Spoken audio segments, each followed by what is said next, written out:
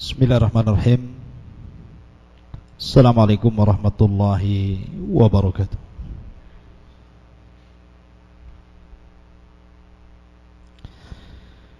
Alhamdulillah wassalatu wassalamu ala Rasulillah wa ala alihi wa sahbihi wa mawalah wa la hawla wa la quwata illa billahi wa ba'du. Baik, kita lanjutkan kajian kita, masih membahas surah Al-Baqarah, dan kita masuk pada ayat ke-6 dari surah Al-Baqarah. A'udzu billahi minasyaitonir rajim. Bismillahirrahmanirrahim. Innal ladzina kafaru sawa'un 'alaihim a'anzartahum am lam tunzirhum la yu'minun.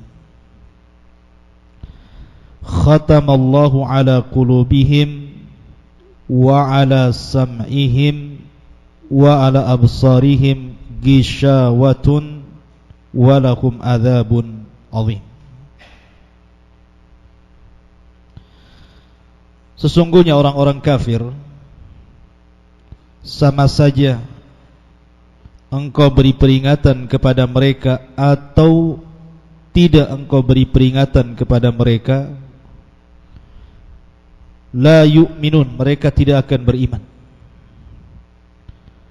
Karena Allah subhanahu wa ta'ala sudah memberikan cap stempel atas hati-hati mereka, pendengaran mereka, dan atas penglihatan mereka, ghishawatun, ada penutup, walahum, dan bagi mereka adzabun azim, adab yang sangat pedih. Dua ayat ini menjelaskan kepada kita tentang ciri-ciri orang-orang kafir. Di sini Allah Subhanahu wa taala tidak membentangkan tentang ciri-ciri orang kafir itu, karena kafir itu sudah jelas. Beda dengan orang-orang munafik. Karena orang-orang munafik itu tidak jelas, zahirnya Islam tapi hatinya kafir. Makanya nanti akan dijelaskan panjang lebar dalam surah Al-Baqarah, dari ayat 8 sampai ayat ke-20. Panjang kalau ciri-ciri munafik. Tapi sifat-sifat orang kafir cuma 2 ayat karena sudah jelas, sehingga tidak perlu dibentangkan. Baik, kita akan jelaskan kalimat per kalimat dalam ayat ke-6 sampai ke-7 ini. Di sini Allah mengatakan innal ladzina kafaru sawa'un 'alaihim a'anzartahum am lam tunzirhum la yu'minun. Sesungguhnya orang-orang kafir, kau beri peringatan mereka atau tidak, sama saja, mereka tidak akan beriman. Kalimat kafaru secara bahasa, kafara itu artinya sesuatu yang menutup. Jadi ini kalau taplak meja ini menutup meja, berarti disebut kafar, artinya dia menutup. Dan macam-macam kafir itu dijelaskan oleh para ulama. Ada yang disebut dengan kufru inadin, ada yang disebut dengan kufru juhudin, dan ada yang disebut dengan kufru nifakin. Ada kekafiran karena dia juhud. Juhud itu artinya menentang. Ada kekafiran itu disebabkan karena inad. Inad itu sama dengan takabur, sombong. Dan ada kekafiran itu karena nifak, karena adanya kemunafikan. Saya contohkan dengan kisah-kisah. Pertama disebut dengan kufru juhud, menentang. Kita tahu bahwa orang-orang Yahudi, kenapa mereka sampai singgah di kota Madinah? Dan kota Madinah adalah kota pertama yang dijadikan hijrahnya orang-orang Yahudi ketika kekalahan perang bangsa Romawi melawan Persia. Karena kalah Romawi, akhirnya kemudian sebagian Yahudi dan Nasrani hijrah. Hijrah dari Yerusalem menuju kota Madinah. Dulu namanya Yathrib, diambil dari pembesar-pembesar Yahudi. Bukan tidak ada alasan mereka hijrah dari Palestina, Yerusalem ke Madinah, padahal Yathrib adalah negeri yang tidak berpotensi secara ekonomi. Hanya kebun-kebun kurma saja di mana-mana. Tetapi karena orang-orang Yahudi itu sudah membaca di dalam kitab-kitab mereka bahwa akan muncul seorang nabi yang menutup seluruh kenabian, nabi akhiruz zaman, dan akan hijrah ke tempat yang banyak pohon kurmanya, makanya kemudian berbondong-bondong orang-orang Yahudi itu singgah dan tinggal di Yathrib, di Madinah maksudnya. Akhirnya kemudian berkembang Yahudi sampai ke Yaman. Ceritanya panjang. Ceritanya berkaitan dengan Raja Tuba namanya. Am hum khairun am qaumi Tuba. Di Quran menyebutnya seperti itu. Jadi ketika orang-orang Yahudi sudah berada di kota Madinah, yang dulu disebut Yathrib, orang Yahudi kan cerdas. Dibandingkan umat yang lain di dunia ini, Yahudi itu paling cerdas. Dan Allah anugerahkan kecerdasan itu, berbeda dengan umat-umat yang lain termasuk Islam. Mereka kecerdasannya di atas rata-rata. Lah, orang-orang Yahudi itu mereka menanti-nanti ratusan tahun sejak mereka hijrah sampai anak mereka, kakek buyut mereka meninggal, datang generasi selanjutnya, dan begitu seterusnya. Karena menanti-nanti akan ada seorang Rasul yang menutup kenabian dan kerasulan. Bahkan saking rindunya akan kehadiran Nabi ini, sampai-sampai mereka lebih mengenal sifat-sifat Nabi yang akan diutus ini melebihi anak-anak mereka. Makanya Allah gambarkan dalam Al-Quran, ya'rifunahu kama ya'rifuna abna'ahum. Mereka mengenal Nabi yang akan diutus itu melebihi anak-anak mereka. Makanya mereka tetap bertahan di kota Madinah. Dan mereka berhasil menumbuhkan perekonomian kota Madinah. Bahkan ekonomi terkuat orang-orang Yahudi kala itu di kota Madinah. Walaupun Madinah itu tempat hijrah semua manusia. Karena orang-orang Ansar yang dulunya Khazraj dan Aus pun berasal dari Yaman, hijrah juga ke kota Yathrib, termasuk Nabi. Nabi juga hijrah dari Mekah ke kota Yathrib. Jadi kota Yathrib itu tempat hijrah semua umat. Lah ketika betul-betul Nabi SAW diutus, kemudian hijrah dari Mekah ke Madinah, mereka tahu itu seorang Nabi. Karena ketika lahir saja mereka sudah senang, di mana bintang yang menurut mereka disebut bintang Ahmad itu terpancar di langit, dan hanya orang Yahudi yang tahu bintang itu. Dan bintang itu pertanda bahwa lahirnya seorang Nabi. Sehingga mereka menunggu sampai ketika mereka mendapatkan kabar di Mekah muncul seorang Nabi. Kemudian belakangan hijrahlah Nabi ini ke Madinah bersama sebagian kecil para sahabat.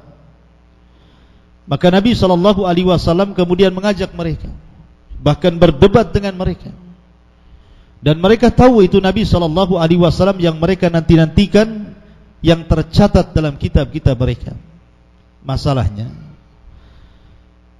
yang mereka kira berbeda yang Allah kehendaki.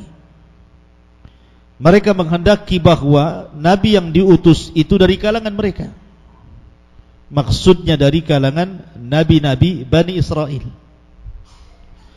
Ternyata yang muncul bukan Nabi dari kalangan Bani Israel, tetapi Nabi dari bangsa Arab.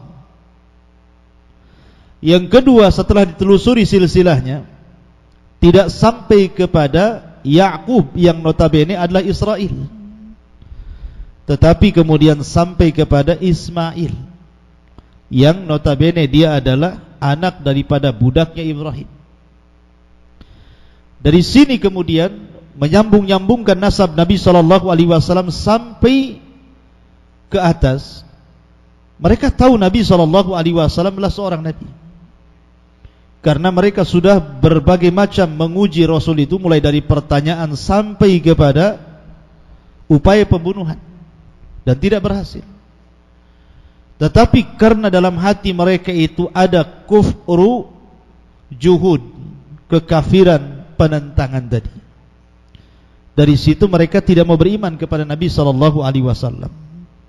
Lah kekafiran orang Yahudi itu disebut kekafiran juhud namanya. Juhud artinya menentang. Sudah tahu kebenaran tetapi tidak menerima, itu namanya menentang. Ini sebab yang pertama, ada namanya kufru juhud, seperti kekufuran orang-orang Yahudi. Yang kedua, ada yang disebut dengan kufru inad ataupun kufru istikbar. Dia kufur karena sombong. Kufur karena sombong ini seperti yang dilakukan oleh Fir'aun. Makanya Allah Subhanahu wa ta'ala ketika mengutus Nabi Musa dan Harun, maka disebutkan di dalam Al-Quranul Karim kalimat tagha. Kalimat tagha, sifat daripada Fir'aun itu. Lah tagha itu artinya sombong, karena melihat kekuasaan. Jadi sebab kekufurannya sombong karena kekuasaan yang kecil. Mesir itu kecil, tetapi Fir'aun dengan kesombongannya kemudian mengatakan bahwa seluruh sungai-sungai dan lautan Mesir itu berada di bawah kakiku. Sampai dia pun menuhankan dirinya dan mengatakan, ana rabbukumul a'la, saya adalah Tuhan kalian yang paling tinggi. Padahal dia mengakui adanya Tuhan selain dirinya. Buktinya ketika dia mendengar dakwah Nabi Musa alaihi salatu wassalam, dia perintahkan Haman, perdana menterinya, untuk membuat tangga ke langit. Ya Haman ibni li sarha, wahai Haman, buatkan tangga untukku ke langit. Fa'attali'u ila ilahi Musa, saya pengen tengok Tuhannya si Musa di langit, katanya. Wa inni la adhunnuhu kadzibin, saya sangka dia dusta. Artinya dengan mengatakan kepada Haman untuk membuat tangga ke langit, bahwa dia yakin bahwa ada Tuhan di situ.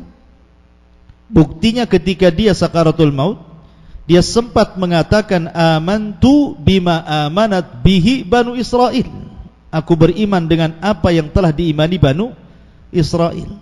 Tapi karena kesombongan kesombongan Fir'aun, itulah yang menjadikan penghalang Fir'aun sehingga tetap kufur.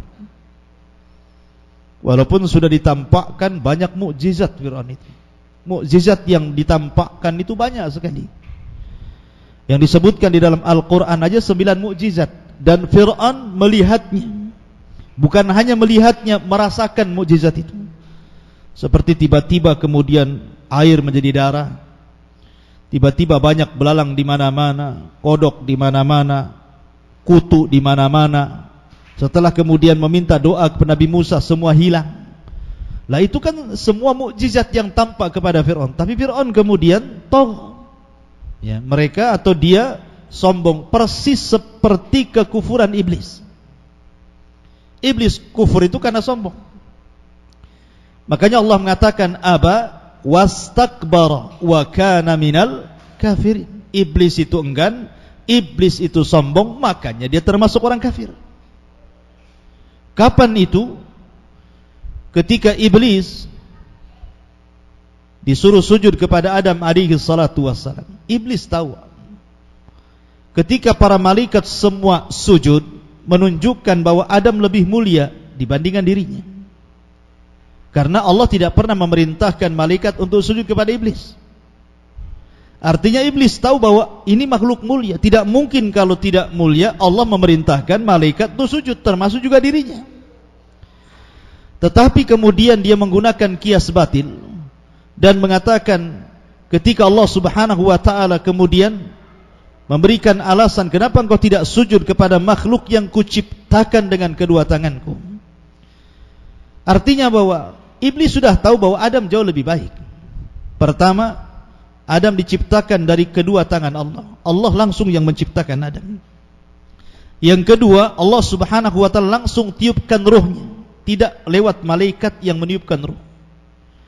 Kemudian yang ketiga, Allah perintahkan malaikat sujud dan itu tidak ada pada dirinya. Dia tidak dibentuk oleh Allah seperti Adam. Dia tidak dimasukkan ruh langsung oleh Allah seperti Adam. Dan tidak ada malaikat yang diperintahkan Allah sujud kepada dirinya. Dia tahu bahwa dia tidak lebih mulia dibandingkan Adam, tetapi dia cari alasan. Dia mengatakan kepada Allah Subhanahu wa taala dengan ingkar dan sombongnya, ana khairun minhu khalaqtani min nari wa khalaqtahu min tin. Ya Rabb, aku ini lebih baik dibandingkan Adam. Kau ciptakan dia dari tanah, sementara kau ciptakan aku dari api. Dia tidak membahas bahwa walaupun Adam tercipta dari tanah, siapa yang membentuknya? Tidak dibahas itu. Allah langsung yang membentuknya. Tidak dibahas pula kenapa malaikat tidak sujud kepada dia. Tidak dibahas pula kenapa Allah langsung meniupkan ruh. Karena dia hanya cari-cari alasan saja. Dan alasannya juga kias ma'al farik, kata para ulama. Kias seperti ini tidak mungkin terjadi. Karena bagaimanapun iblis mengatakan bahwa api lebih baik dibandingkan tanah, itu secara logika juga ditolak. Karena tanah jauh lebih baik dibandingkan api. Coba lihat tanah sekarang di permukaan bumi yang kita injak itu. Di atas tanah terbangun bangunan. Di atas tanah ada tumbuh-tumbuhan. Di atas tanah ada pemandangan. Di atas tanah segala sesuatu hidup. Nah sekarang api apa aja Pak? Api itu hanya satu fungsinya, membakar, nggak ada lagi. Ada api pasti terbakar. Tidak ada, mana bisa membangun di atas api itu? Semua akan terbakar. Maka api itu fungsinya cuma satu. Logika pun sebenarnya kemudian menolak bahwa ini kias ma'al farik atau kias batil. Belum cerita yang lainnya. Lah ketika iblis tidak mau sujud kepada Adam, maka Allah katakan aba wastakbara wa kana minal kafirin. Jadi kekufuran iblis itu disebut kufru inad. Kufur karena adanya kesombongan. Sama dengan Fir'aun. Ya. Jadi yang pertama juhud, menentang. Atau contoh menentang ya, kembali ke awal. Yang mudah saja contohnya Namrud. Ketika Namrud berdebat dengan Nabi Ibrahim alaihi salatu wassalam, debatnya sederhana. Ketika Ibrahim ditanya soal siapa Tuhan, maka Ibrahim alaihi salatu wassalam mengatakan Rabbiyalladzi yuhyi wa yumiit. Rabbku adalah zat yang menghidupkan dan juga mematikan. Kan sederhana itu. Tetapi Namrud ini dia mengatakan kepada Ibrahim, kalau itu yang dilakukan Tuhanmu, aku juga bisa. Kemudian Namrud meminta 2 narapidana untuk keluar dari penjara. Yang satu dibunuh, yang satu dibebaskan. Tuh lihat, aku menghidupkan dan aku mematikan. Yang satu mati kan, kubunuh. Yang satu hidup, kebiarkan. Apa bedanya Robbu dengan diriku? Sebenarnya Nabi Ibrahim itu dia bisa membantah. Sangat mudah. Umpamanya dia mengatakan, kepada yang sudah dibunuh si Namrud itu kan, atau umpamanya datangkan orang, kemudian Ibrahim membunuhnya, kemudian mengatakan kepada Namrud, ini hidupkan orang yang sudah kubunuh. Bisa saja Ibrahim demikian kan. Takutnya Ibrahim itu yang dibunuh dirinya. Nah, sini kau bunuh dulu, kamu baru kuhidupkan kan. Kan repot kalau begitu kan. Jadi Ibrahim kesana cara berpikirnya. Makanya Ibrahim tidak melanjutkan perdebatan ini. Dia mencari tema lain. Tema yang semua orang tidak mungkin melakukannya. Kalau tadi memungkinkan, kayak contohnya Namrud memahami seperti itu. Makanya Ibrahim mengatakan kepada Namrud di halayak manusia, dia mengatakan bahwa sesungguhnya Rabbku mendatangkan matahari setiap hari dari arah timur. Fa'ti biha minal maghrib. Sekarang kau datangkan dari arah barat. Sekali saja. Apa yang terjadi? Fabuhital ladzi kafar. Di sini ada kalimat kafar. Maka orang kafir pun terdiam, maka dia pun terdiam karena kekufurannya. Artinya Namrud sudah tahu Ibrahim itu benar. Karena di beberapa kasus, ya kan, dia tidak sanggup membantah Ibrahim. Contoh ketika Ibrahim menghancurkan patung-patung. Ibrahim mengalungkan kalunya di leher patung yang paling besar kan. Sengaja Ibrahim itu sebenarnya bukan hendak menghancurkan patung, percuma. Karena patung dihancurkan itu bisa dibuat lagi. Bisa lebih banyak lagi dibuat. Jadi bukan itu tujuan Ibrahim menghancurkan patung itu. Kalau patung aja besok dihancurkan, besok pula didatangkan. Maksud Ibrahim menghancurkan patung sekali itu ingin mengajak berpikir. Ketika Ibrahim ditangkap, kemudian dihadapkan kepada Namrud, kemudian ditanya, "A anta fa'alta hadza bi alihatina?" Hei Ibrahim, kau lah melakukan penghancuran kepada Tuhan-Tuhan kami ini. Ibrahim cerdas. Sebelumnya Ibrahim sudah meletakkan palunya di patung yang paling besar, sengaja tidak dihancurkan. Ibrahim hanya mengatakan, lihat Ibrahim itu mengisyaratkan jempolnya ke arah dirinya, tapi telunjuknya ke arah patung. Jempol ini maksudnya dirinya, tapi telunjuknya ke patung. Bal fa'alahu gitu, begini. Bal fa'alahu gitu. Pada ke dirinya kan, tapi orang menyangkanya ke sana kan itu. Bal fa'alahu kabiruhum hadza. Bahkan yang melakukan ini, maksud Ibrahim itu jempolku gitu loh. Yang melakukan itu jempolnya. Ya. Bukan patung itu. Tapi mereka memahami Ibrahim mengisyaratkan kepada patung besar itu kan. Ibrahim ingin tauriah. Kenapa Ibrahim kemudian mengarahkan jempolnya? Karena kalau ini gagang palu, ya. Kalau antum pegang palu begini, kuat gak? Gak akan kuat.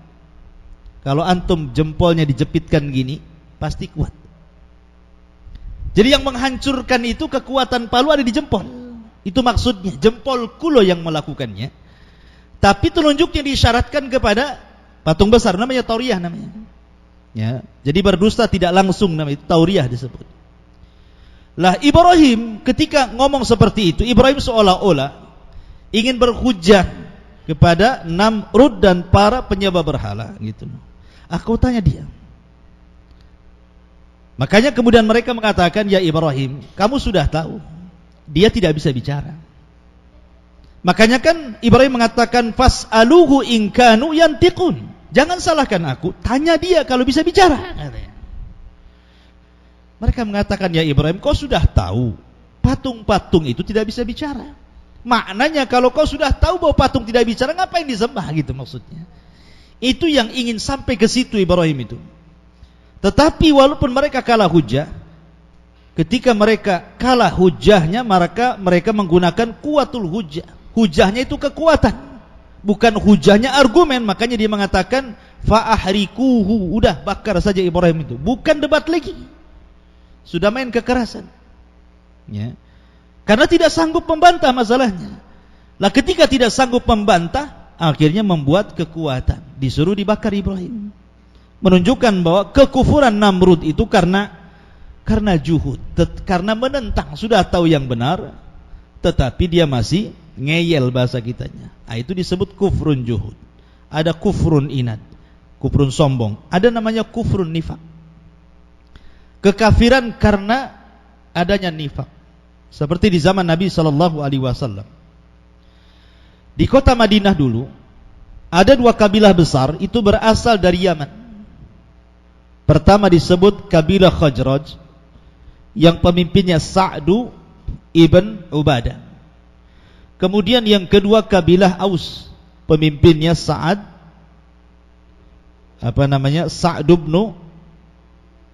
ibn Ubadah, dua Sa'ad, lupa, Sa'ad ibn Ubadah dan Sa'd ibn Rabi. Itu dua-dua Sa'ad. Lah, ketika itu sebelum hijrah Nabi sallallahu alaihi wasallam, ada tokoh yang sangat disegani di kota Madinah itu. Yang apabila dua kabilah ini bertikai, maka mereka datang ke tokoh ini, yang disebut dengan Abdullah ibn Salul ibn Saba, atau dikenal dengan Ibnu Salul. Itu tokoh besar di antara dua kabilah itu. Lah ketika kemudian orang-orang ini bertikai, pasti datang kepada Ibnu Salul. Hampir-hampir digadang-gadangkan Ibnu Salul ini menjadi pemimpin dua kabilah besar, karena bisa mendamaikan dua kekuatan kalau mau perang. Tidak jadi karena didamaikan. Masalahnya, ketika Nabi SAW hijrah dari Mekah ke Madinah, rupanya dua kabilah ini semua masuk Islam, yang disebut dengan Ansar. Karena Ansar ini terdiri dari dua kabilah, satu Khazraj, satu Aus. Lah Ibnu Salul ini kalah saing dengan Rasul, kalah pengaruh bahasa kitanya, karena semua masuk Islam. Akhirnya dia ditinggal. Karena ditinggal sendirian, dia pun takut. Akhirnya pura-pura masuk Islam. Ya. Jadi Ibnu Salul, Abdullah ibn Salul ini pura-pura masuk Islam karena ditinggal oleh kaumnya, dan takut kalau seandainya dia tetap di atas kekufurannya akan dibunuh. Maka akhirnya dia pura-pura masuk Islam. Tetapi Islamnya itu karena ingin mencari-cari celah untuk membunuh Nabi. Makanya kemudian kekufuran Abdullah ibn Salul disebut kufrun nifak.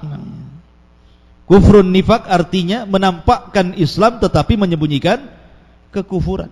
Walaupun dia bersyahadat, walaupun dia sholat di belakang Rasul, walaupun dia puasa bersama kaum muslimin, dia haji, infak dan begitu seterusnya, ternyata Allah turunkan satu ayat kepada Ibnu Salul yang menunjukkan dangkalnya atau dalamnya azab melebihi azabnya orang kafir. Allah mengatakan innal munafiqina fi darkil asfali minan nar.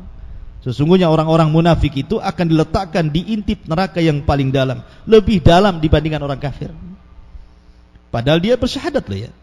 Kenapa? Karena ada kekufuran dalam hatinya Ibnu Salul yang disebut dengan kufru nifak namanya.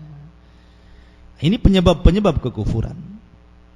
Ma'asyiral muslimin yang dimuliakan Allah Azza wa Jalla. Orang yang tipe-tipenya kayak gini, dia kufur karena menentang, kufur karena sombong, kufur karena nifak, maka kau beri peringatan kepada orang yang seperti ini, ataupun tidak, enggak akan beriman. Ya.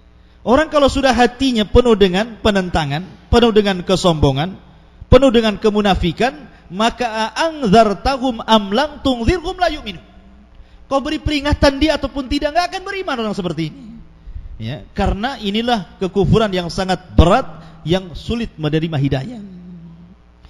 Di sana ada sebab-sebab lain yang menghalangi orang mendapatkan hidayah dan tetap di atas kekufuran.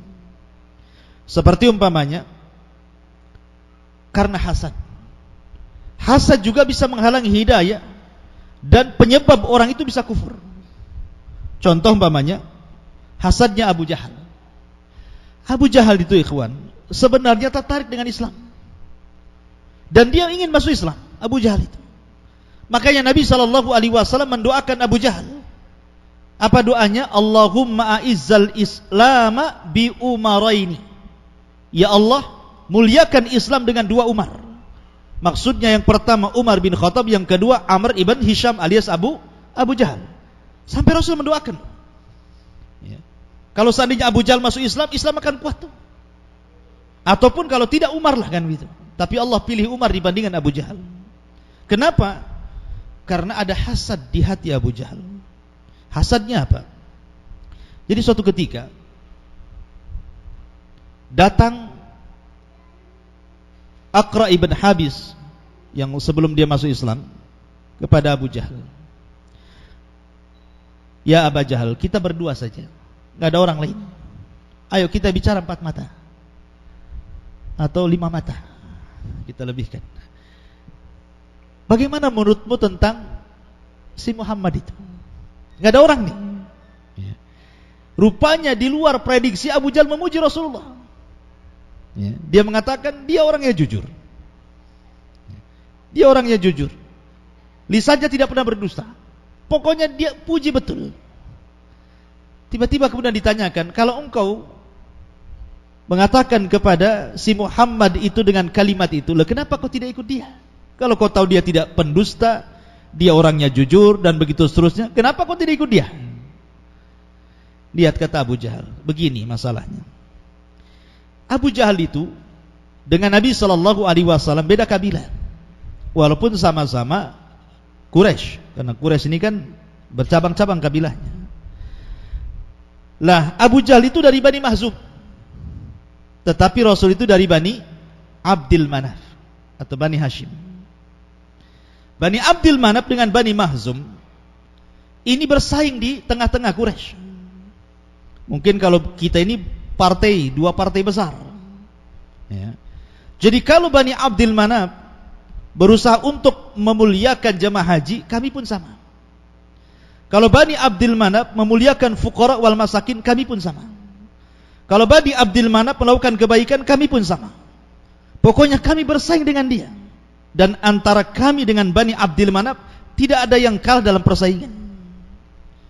Tiba-tiba kemudian Bani Abdul Manaf mengaku bahwa di antara pemuda mereka mengaku ada jadi seorang nabi. Tidak mungkin juga saya katakan di Bani Mahzum juga ada nabi, kan gitu. Mustahil. Nanti dibanding-bandingkan nabimu mana, nabiku ini, kan begitu. Sehingga kalau seandainya ini terjadi dan tetap kita akui dia seorang nabi, kami Bani Mahzum mengakui Bani Abdul Manaf itu punya nabi, kalah kami. Secara persaingan kalah. Pengaruh kami kalah, berarti Bani Abdul Manaf lebih unggul karena ada nabi. Oke, yang lainnya sama, tetapi ini nggak bisa yang ini. Dari sinilah yang katanya Abi Jahal, dari sinilah kami tidak mau mengikuti dia, maksudnya Nabi SAW. Kenapa? Hasad. Ya kan? Jadi hasad itu sebenarnya yang menjadikan orang dapat kekufuran dan menolak hidayah. Hasad itu seperti Qabil ketika membunuh Habil. Hasad. Sampai mati Qabil tidak dapat hidayah. Bahkan kabilahnya menjadi kabilah yang sangat buruk. Dari situlah terbagi manusia, ada yang baik, ada yang buruk. Kabilah Qabil itu sampai dia mati karena hasad. Hasadnya dia kepada abangnya Habil atau saudaranya Habil. Jadi terkadang penyebab kekufuran itu juga karena hasad. Kemudian juga sebab yang lain, kekufuran itu juga karena terlampau sayang dengan keluarga. Sayang dengan keluarga, khawatir dengan keluarga. Sehingga banyak di zaman di permulaan Islam, ketika Nabi SAW berusaha untuk mendakwahi, banyak orang berpikir dengan keluarganya. Ini kalau saya masuk Islam, gimana keluarga saya? Contohnya siapa? Suaminya putri Rasul sendiri, namanya Zainab bintu Rasulullah SAW, menikah dengan Abul As ibn Rabi. Abul As ibn Rabi suami daripada Zainab putri Nabi. Ketika Abul As safar ke Syam dalam berniaga, karena orang-orang Arab biasa berdagang, kan? Nabi belum diangkat jadi Nabi dan Rasul. Lah ketika Abul As ibn Rabi berada di Syam, rupanya Nabi diutus jadi Nabi dan Rasul. Dan semua keluarganya masuk Islam. Termasuk Khadijah, anak putrinya, termasuk anak angkatnya Ali, termasuk budaknya Zaid. Masuk Islam semuanya, termasuk rekan-rekannya Abul As ibn Rabi yang seprofesi peniaga, Abu Bakar, Utsman dan yang lainnya. Jadi ketika Abul As pulang, Zainab menghabarkan gembira dan mengatakan, wahai suamiku, ayahku, ada kabar gembira, ayahku diangkat jadi Nabi. Dan kami sudah masuk Islam. Ibunda juga sudah masuk Islam.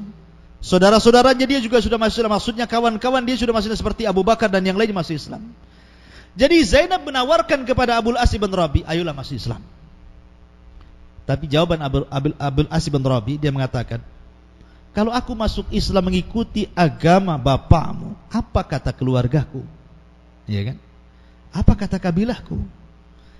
Jadi yang menghalangi Abul As bin Rabi tidak mau masuk Islam gara-gara keluarga dan kabilah. Nah, terkadang seperti itu juga. Orang itu mau dapat hidayah tetapi karena mikir keluarga gak jadi. Ya. Aduh, kalau saya ikut sunnah ini celana naik nih. Apa kata keluargaku? Dibilang banjir katanya. Jadi akhirnya mikir gak jadi. Ini terlalu radikal. Di rumah saya tak ada orang radikal katanya. Nah, ini juga salah satu penyebab bahwa orang itu susah dapat hidayah dan masuk kepada kekufuran atau bertahan di atas kekufuran karena sebab keluarga. Makanya penting keluarga itu. Kenapa dalam mencari jodoh itu ada namanya nasab? Nasab kan disebut Rasul kan? Ya, cantik, kaya, nasab. Nah, kalau sekarang nggak peduli nasab, yang penting cantik katanya. Walaupun bodoh yang penting cantik katanya. Nauzubillah. Ma'asyiral muslimin yang dimuliakan Allah ataupun yang lainnya karena fanatik nenek moyang. Nah, ini bahaya. Lihat ketika Qasasul Anbiya ya, kisah-kisah para nabi yang ya, sering saya juga sampaikan kepada antum. Atau yang sering saya sampaikan di YouTube. Sudah subscribe enggak, teman? Enggak share like pula. Jadi kita lihat Qasasul para nabi. Kenapa kaumnya banyak yang menentang para nabi coba? Karena mereka bertahan dengan ajaran moyang mereka. Contoh saja Nabi Saleh.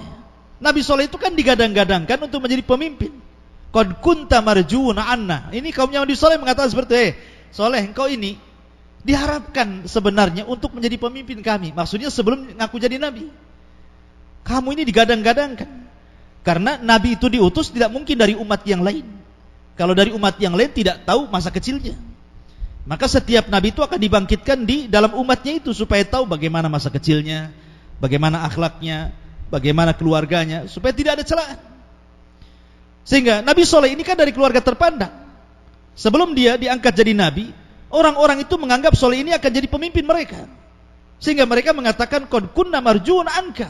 Kami lu mengharap kau jadi pemimpin kami. Kok sekarang kok jadi begini kamu ini? Ya. Kemudian di ujung cerita karena mereka sangat berpegang dengan moyang mereka. Inna wajadna aba'ana ala dzalik, kami dapati bapak-bapak kami seperti itu. Ya. Makanya kalau seandainya syariat ini sudah ditentang dengan kemoyangan, itu sulit tuh. Coba saja antum berdakwah kepada orang-orang yang masih kolot cara berpikirnya kan, sulit tuh untuk menghapuskan gitu ya, mengikuti nenek moyang itu sulit sekali. Apalagi di zaman sekarang ajaran-ajaran nenek moyang itu sudah diganti dengan bahasa budaya masalahnya. Ini kan budaya, masa mau dihapuskan budaya katanya. Budaya itu dilestarikan. Nah, jadi gitu pula. Padahal budaya ini jelas-jelas kesyirikan. Lempar kepala kerbau di lautan. Ini bukan budaya, ini kesyirikan namanya. Ya kan? Ataupun naruh sesajen di pohon-pohon yang enggak jelas gitu. Ini kesyirikan, bukan budaya. Budaya itu dipertahankan dalam Islam. Kalau tidak ada kesyirikan atau tidak ada bid'ah di situ. Makanya budaya-budaya yang baik di zaman jahiliyah oleh Rasul ditetapkan. Seperti ketika orang-orang jahiliyah masih mengagungkan bulan-bulan hurum, dalam Islam pun diagungkan. Ketika orang-orang Quraisy masih berbudaya mereka menjamu tamu, maka dalam Islam pun tetap menjamu tamu sebuah budaya baik, dilestarikan. Ya. Jadi tidak semua budaya kita tolak. Yang kita tolak itu kalau budaya itu sudah merempet-merempet ataupun sudah mendekati kesyirikan atau hal-hal yang menyelisih sunnah Rasulullah, baru kita tolak. Nah ini juga penyebab kekufuran. Terlampau kuatnya memegang ajaran moyang itu luar biasa. Dan itu banyak di negeri kita. Seperti itu kan. Karena bagaimanapun mau diakui atau tidak, datangnya Islam ke negeri kita ini belakangan. Karena sebelumnya negara kita ini, khususnya Indonesia ini kan, agamanya bukan agama Islam, tapi agamanya itu agama dinamisme, animisme, Hindu, Buddha, yang sejenisnya, para penyembah berhala kan begitu. Baru kemudian Islam datang belakangan, didatangkan para pedagang dari Timur Tengah gitu ya. Kemudian menyebarlah Islam, atau mungkin disebut dengan wali-wali. Ya, kita ucapkan semoga Allah membalas mereka, para wali yang sudah menyebarkan Islam sehingga kita jadi Islam. Kalau bukan karena Allah kemudian mereka, tentu kita mungkin nyembah berhala kan begitu. Walaupun tentu apa yang baik kita ambil dari mereka. Kalau bertentangan ya tunggu dulu kan begitu. Karena bagaimanapun dengan seseorang mendapatkan hidayah pasti akan bertambah pengetahuan. Dengan pengetahuan itu lama-lama bisa membedakan mana hak dengan yang batil. Tetapi walaupun demikian kita berterima kasih kepada mereka. Ya. Ma'asyiral muslimin yang dimuliakan Allah Subhanahu wa taala. Lah ketika Islam datang belakangan, kemudian sebelumnya sudah ajaran-ajaran seperti itu, sehingga apalagi kalau kita mendengar cerita para wali kan begitu ya, masih menggunakan dakwah secara adat dan begitu seterusnya kan itu. Ada yang keras, ada yang lembut, macam-macam lah kisah-kisah mereka itu. Sehingga kemudian sampai hari ini masih juga ada orang-orang itu yang beragama Islam tetapi masih menganut budaya. Yang lebih parahnya, ada yang kemudian mau memasukkan Islam ke dalam budaya.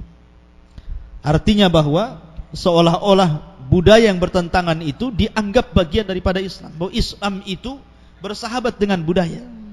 Iya, saya katakan kalau tidak bertentangan kan itu. Kalau bertentangan macam mana bersahabat? Yang satu barat, yang satu timur. Ya kita lihat saja kan. Saya masuk kecil-kecil dulu itu masih ada yang namanya orang hamil, kemudian 7 bulanan ya. Gak tahu sekarang masih ada itu enggak ya? Masih. Iya, kalau yang Islami katanya dibaca surah Yusuf katanya. Biar kayak Ustadz Yusuf katanya. Jadi kalau yang agak ke Hindu-Hinduan atau Buddha-Budaan ya mungkin lain lagi gitu ya. Dimandikan bawang pula. Dimandikan bunga, dikasih telur diinjak, coba bayangkan. Bagus diceplok dimakan, diinjak pula coba. Ya, kasih janur kuning. Rupanya ada filsafat-filsafatnya itu. Kasih apel gitu ya. Ya, yang pernah saya dengar sih kenapa ada janur kuning biar anaknya kuning. Mungkin enggak kalau yang seandainya yang hamil ini orang negro gitu. Ada janur kuningnya. Ya tetap saja namanya kulit hitam ya kulit hitam, nah mungkin jadi kuning kan begitu ya. Kemudian pakai anggur biar matanya enggak perlu pakai mins gitu ya, enggak perlu pakai kacamata. Itu khurafat ikhwan. Enggak ada. Intinya kembali bahwa kemoyangan itu sulit seseorang itu menerima hidayah. Dari sinilah Allah mengatakan a'angdzartahum am lang tunzirhum la yu'minun. Alasannya khatamallahu ala qulubihim. Karena Allah sudah menstempel. Kalau Allah sudah stempel kafir, susah dapat hidayah. Hati, makanya di sini Allah sebutkan kalimat yang pertama distempel apa? Qulub, hati. Yang pertama distempel itu hati. Karena kalau hati sudah distempel, yang lain ngikut hati. Hati kalau sudah tertutup, susah mata membuka, telinga mendengar, otak nggak bisa kalau sudah hati itu. Makanya Imam Ibnul Qayyim rahimahullah ta'ala mengatakan al-qalbu kal malik, hati itu seperti raja, dia yang menggerakkan semuanya. Makanya Allah mendahulukan hati, baru pendengaran, baru penglihatan ya. Dan kalau sudah dikhotam, terjadi ghisyawah. Ghisyawah itu apa? Antum kalau masukkan kapas ke telinga kemudian gak dengar, itu disebut ghisyawah. Makin banyak kapasnya makin gak dengar, nah itu disebut ghisyawah namanya. Kenapa kemudian mata tidak bisa melihat, kemudian telinga pun susah mendengar? Karena hati sudah terkunci masalahnya, sudah distempel sama Allah, sudah dikunci ya. Makanya kalau sudah demikian, tidak ada hidayah bagi mereka, yang terjadi walahum adzabun adzim. Maka sudah jelas mereka akan mendapatkan azab yang sangat pedih. Pas pula sudah isya. Subhanallah bihamdika asyhadu an la ilaha illa anta astaghfiruka wa atubu ilaik. Allahu ta'ala alam. Assalamualaikum warahmatullahi wabarakatuh.